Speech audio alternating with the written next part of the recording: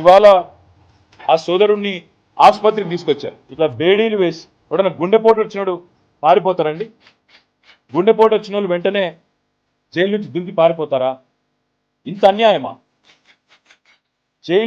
Jail నుంచి గుండెపోటు వచ్చిందని చెప్తే బేడీలు వేసి ఇంత అన్యాయంగా, ఇంత అమానవీయంగా, ఇంత సంస్కారహీనంగా, ఇంత చండాలమైన ప్రవర్తన ఈ ప్రభుత్వాన్ని ఉంది. స్ట్రెచర్ మీద తీసుకురావాల్సిన మనిషిని, అంబులెన్స్లో తీసుకురావాల్సిన మనిషిని ఇవాళ ఒక పోలీస్ బండ్లో తీసుకురావడమే కాకుండా ఇంకా నికృష్టంగా ఈ రకమైన ప్రవర్తన ఏదైతే వీళ్ళు చేస్తూ ఉన్నారో ఇది క్షమార్హం కానే కాదు.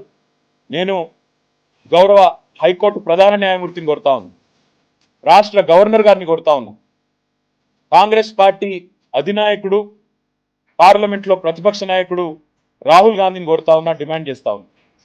రాహుల్ గాంధీ గారు, మీకు కనీసంగా మానవత్వం అనేది ఉంటే, మీకు కనీసం గుండె ఉంటే, హృదయం అనేది ఉంటే వెంటనే ప్రభుత్వానికి ఆదేశం ఇవ్వండి, మీ ముఖ్యమంత్రిని మందలించండి.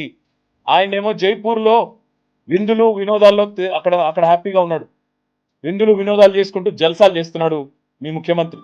ఇక్కడేమో కేవలం తమ భూమి ప్రభుత్వం డిమాండ్ చేసిన విధంగా మేము ఇయ్యము అని చెప్పిన పాపానికి గిరిజన రైతులు జైళ్లలో ఉన్నారు, ఈ రకంగా చచ్చిపోయే పరిస్థితిలో ఉన్నారు. ఇది మంచిదా? రాహుల్ గాంధీ చెప్పాలని కోరుతా ఉన్నా. నీకు నిజంగానే హృదయం ఉంటే వెంటనే నీ ముఖ్యమంత్రికి ఫోన్ చేయి, చెప్పు, ముందు కేసులు వాపసు తీసుకో, వాళ్ళని వెంటనే జైల్లోకి వెళ్ళి విడిచిపెట్టు, వాళ్ళ ఇంటికి పోని, వాళ్ళ కుటుంబ సభ్యులను, వాళ్ళ ఆరోగ్య పరిస్థితి ఎట్లాగో మీ ప్రభుత్వం పట్టించుకోదు, అవసరమైతే మేము చూసుకుంటాం, ప్రైవేట్ ఆసుపత్రుల్లో పెట్టి వాళ్ళకి మంచి వైద్యం చేయించి వాళ్ళ ప్రాణాలు కాపాడుకునే ప్రయత్నం చేస్తాం. ఇది మంచిది కాదు. ఇంత అహంకారం, ఇంత తెంపరితనం, మేమేందో రాజులము రారాజులము, మా మాటనే నడవాలి, ఇది మా కొడంగల్ సామ్రాజ్యంలో తిరుపతి రెడ్డి రేవంత్ రెడ్డి సామ్రాజ్యంలో ఇంకోవాళ్ళు రావద్దు అన్నట్టుగా ఈ రకంగా వ్యవహరించడం మంచిది కాదు.